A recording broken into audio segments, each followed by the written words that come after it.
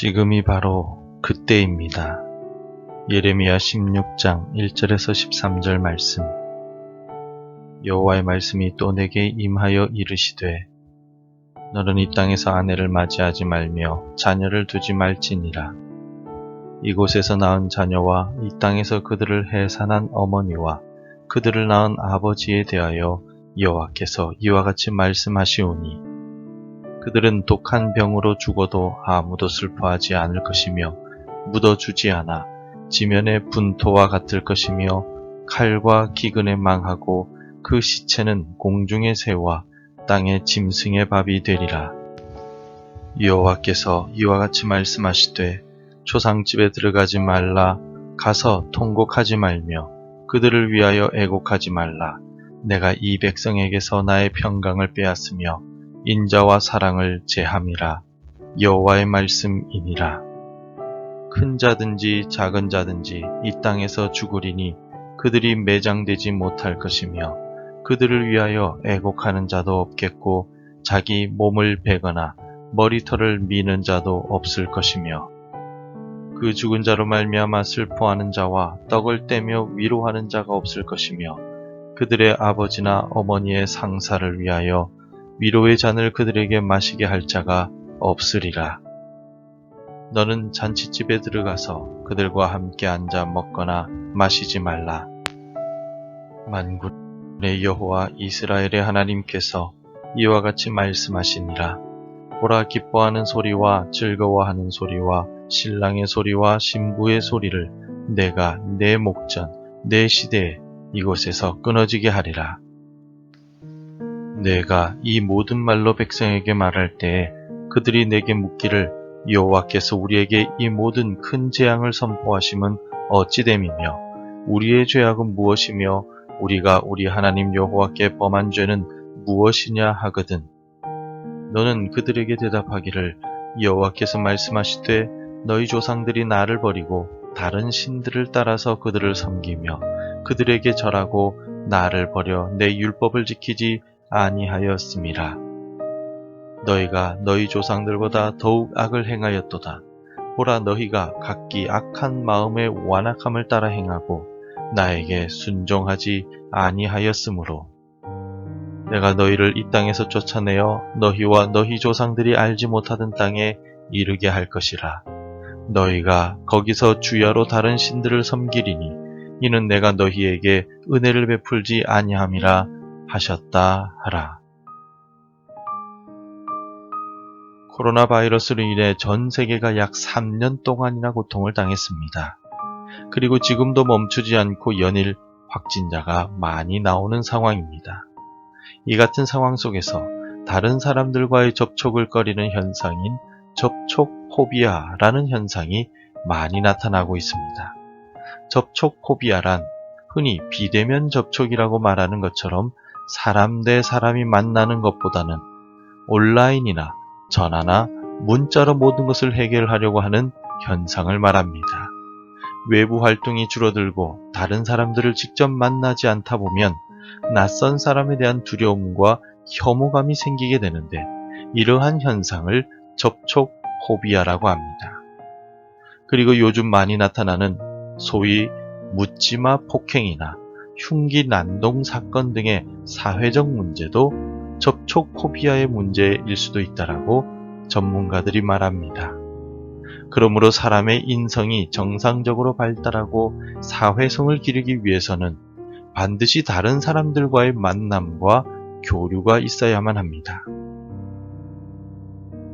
더 이상 유다를 보호하지 않겠다고 말씀하셨던 하나님은 오늘 본문을 통하여 예레미야에게 특별한 명령을 내리셨습니다. 그리고 그 명령들 때문에 예레미야는 강제적으로, 사회적으로 완전히 고립되었는데 이러한 고립은 장차 유다 백성들이 경험하게 될 포로 생활을 미리 보여주시기 위함이었습니다. 가장 먼저 하나님께서는 오늘 본문의 말씀 속에서 예레미야에게 3가지의 금지 명령을 내리셨습니다. 2절과 5절과 8절을 통하여 결혼을 하여 가정을 꾸리지 말고, 초상집에 가서 애곡하지 말고, 잔치집에 가서 먹고 마시고 즐기지 말라고 명령하셨습니다. 이 같은 명령을 하나님께서 하신 목적은 장차 유다에게 닥칠 심판을 미리 보여주시기 위함이었습니다. 하나님의 두려운 심판의 때에는 가정이 무너지고 아무도 가족들을 돌보지 않을 것입니다. 또 유다의 멸망을 두고서 슬퍼할 자도 없을 것이며 더 이상 기쁨의 노래소리가 들리지 않을 것이기 때문입니다. 하나님께서 예레미야에게 금지의 명령을 주시고 하나님의 심판을 유다 백성들에게 선포하시자 유다 백성들은 하나님께 항변하고 있습니다. 10절 말씀을 같이 읽겠습니다. 내가 이 모든 말로 백성에게 말할 때에 그들이 내게 묻기를 여호와께서 우리에게 이 모든 큰 재앙을 선포하심은 어찌 됨이며 우리의 죄악은 무엇이며 우리가 우리 하나님 여호와께 범한 죄는 무엇이냐 하거든. 지금까지 하나님께서 유다 백성들에게 우상 숭배를 멈추고 돌아오라고 말씀하셨습니다. 악을 행하기를 멈추고 회개하라고 말씀하셨습니다.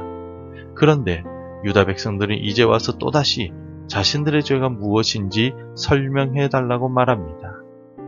이로써 유다는 더 이상 회복 가능성이나 회개할 가능성이 전혀 없어 보입니다.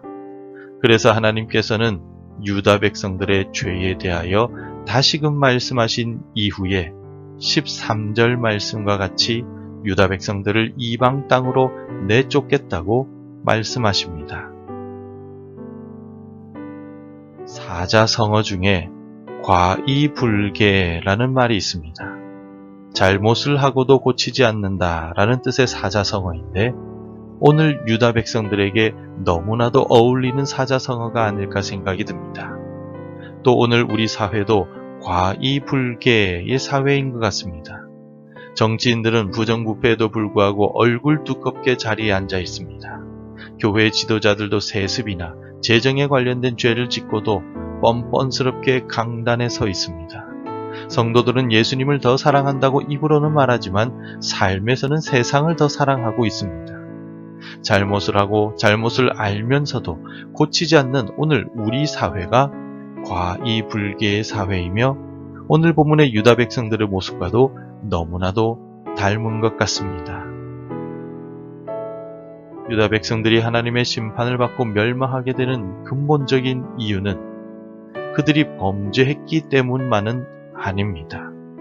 그들이 범죄하고도 회개하지 않았기 때문에 결국 하나님의 심판을 받고 멸망하게 된 것입니다. 성경은 모든 사람이 죄를 범하였다라고 말합니다. 문제는 죄를 지은 이후에 예수 그리스도의 보혈을 의지하여 회개하는가의 여부입니다. 전심으로 회개하고 죄에서 돌이켜 하나님께 돌아오면 하나님께서 용서하시고 받아주십니다. 마치 베드로와 같이 말입니다.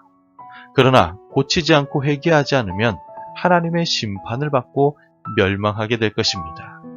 가롯 유다처럼 말입니다. 그러므로 성도 여러분, 우리가 돌이킬 때는 바로 지금입니다. 우리나라와 민족의 분열과 혼란이 해결되기 위해서는 바로 지금 우리가 회개하고 하나님께 돌아와야 합니다. 빛을 잃고 맛을 잃은 한국교회가 다시 빛과 소금의 사명을 감당하기 위해서는 바로 지금 회개하고 하나님께 돌아와야 합니다. 자꾸 뒤로만 미루고 모른 척 한다고 해결될 수 있는 것은 아닙니다. 지금이 하나님을 만날 때이며 지금이 하나님의 은혜를 받을 때임을 기억합시다. 오늘 이 새벽에 나라와 민족과 한국교회와 우리 가정이 오직 예수님만을 사랑하고 주께로 돌아올 수 있도록 간절하게 기도해 주시기 바랍니다. 내일이 아니라 지금 이 순간이 기도할 때이며 돌아올 때입니다. 기도하겠습니다. 탕자를 기다리던 아버지의 마음으로 우리를 기다리시는 하나님, 우리에게도 유다 백성들과 같은 완악한 마음들이 남아있지 않은지 돌아보게 하시고 깨닫는 마음과 회개하는 마음을 주옵소서. 두 손 들고 주께 나아올 때 우리를 용서하시고 우리를 받아 주옵소서. 우리를 회복시켜 주옵소서. 예수님의 이름으로 기도드립니다. 아멘. 계속해서 함께 기도해 주시기 바랍니다. 하나님을 찾고 사모하는 나라와 민족이 되게 하소서. 잃어버린 빛과 맛을 되찾는 한국 교회 되게 하소서. 우리 자녀들이 믿음과 말씀 속에서 자라게 하소서. 복음 전해야 할 한 사람이 생각나게 하소서. 오늘도 말씀대로 살아가며 열매 맺는 하루가 되시기를 축복합니다.